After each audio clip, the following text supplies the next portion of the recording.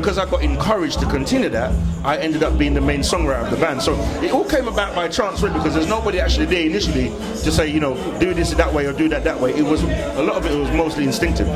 And then because I got the encouragement to continue and realize, okay, there must be something happening here, because everybody can't be like, you know, kidding me or whatever, because, you know, that's one thing about the music industry, you know, people don't, you know, you can't kid. You can't say to a man, boy, if your voice is not happening or that song's not happening yet, but it to happen. No, keep it real. You know what I mean? Because if you don't, a person's just going to go out there and just fall down. You know what I'm saying?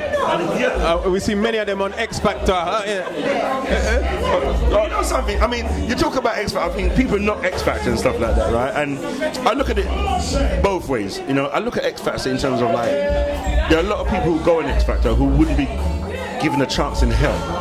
See what I'm saying? Now, it is a contrived program in a sense, yeah? But a lot of them people on there who've been on X Factor and made a little bit of change, nobody would have looked upon them if they hadn't been on X Factor. I couldn't go on X Factor. I would crumble. The idea of having millions of people watching me and having to learn new songs every week. So, and then when it got, you know, if you get to like the latter stages where you're singing out 3, 4, I mean, I've got headache just remembering my own bloody songs, never mind that, you know what I'm saying? So I kind of give X Factor some credit, to the point where, like I said, a lot of people would not have been discovered or heard of had it not been for a program like that. At the same time, it can be a situation where, you know, it can be manufactured, you know, but I actually think that a lot of people that have been on X Factor who go through to the final stage and stuff like that are actually talented people who otherwise would have been given a chance. So, okay, let's have a look at your performance for tonight. Of course, you broke it down in 2 stages. The second part, you gave us all the songs that we love, the songs that we found our baby mothers and danced to our baby fathers. So a lot of us had babies to the songs. That was the second half. So, you know, Baby I'm Yours. Oh gosh, man, you've got so much tunes, it's just hard to remember them. But for me, what I found touching was that you opened up your set with new songs from your new album. A lot of artists wouldn't have really have done that, because, you know, why now are you releasing songs which, you know, for us, we don't know them? What is there a significant reason why you're choosing to do a new album now? Tell us about that kind of, that, you know, why? I've never stopped doing new albums. It's just that, you know, you know, I put albums out and nothing happens with them, you know, for one reason or another, because basically I'm doing a new album now because it's like, it's my time, you know. Journey is basically, it took me about 4.5 years to actually complete the project. So the new album's called Journey, and you're saying it took you 4 years to actually produce it. So are you signed to a record label? Or? No, I mean the record, the album is actually released on Damn Records, which is my manager's label, Mr. Delroy Murray. But I'm not actually signed to a label as such. I've got my own label. My own label is Sweet Freedom Music. So I've had to, you know, be proactive and do things for myself. And that's what I've been doing ever since I left Fashion Records and I left the group. You know, my record, like I said, my record label is Sweet Freedom Music. My publishing company is Sweet Freedom Music. So that's what I've been doing since 1991. You know, nothing's been handed down on a plate, my man. But the album's called Journey. Like I said, it's like 4.5 years in the making, but technically it's like 35 years in the making. That's why it's called my Journey, because it's my first real self-produced project where 13 tracks on the album was actually produced, written, conducted by myself.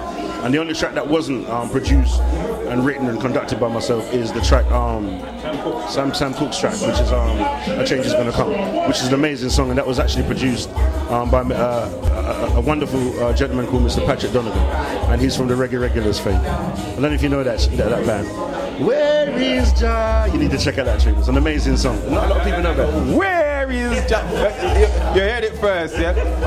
What we want to do is just want to check a few things. Where's music taking you? I know, like, you've been obviously to Jamaica to do and work with artists over there, but I've also been told that you've gone to places like in Europe, such as Germany.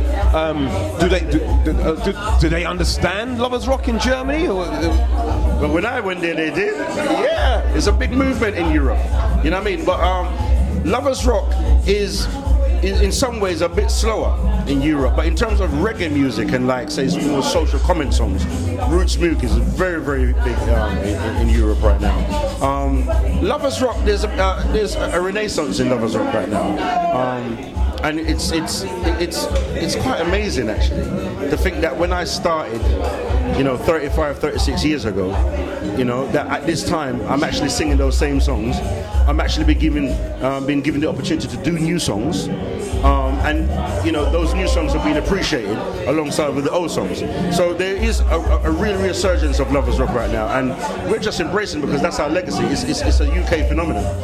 You know, and it's a fantastic thing. So, you know, there was a time, if I'm going to be honest, that, you know, I would say about, you know, 20 years ago when I wanted to get all this new stuff out, and I was trying to in some way disassociate myself with lovers rock because I wanted to be Micheal Gordon, the solo singer, and I want people to hear my new music and da-da-da-da-da. And you wanted the ladies to throw panties. That's what you wanted, panties. I don't know about that, obviously, but it's just come full circle now where, you know, I've listened to some people talk and the passion and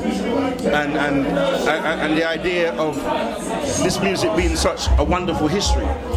This is what we did. This is what we helped to create. I'm a part of that. So it's about embracing that, you know, and bring that audience along with me with my journey. All right, ladies and gentlemen, what we got to do, we got to take a short break, but we're going to come back with the second part with Micheal again with some other bits and pieces. So remember, keep it Community ITV. This is Mr. C. This is part one of Micheal Gordon from The Investigators. We'll catch you soon. Live, love, laugh.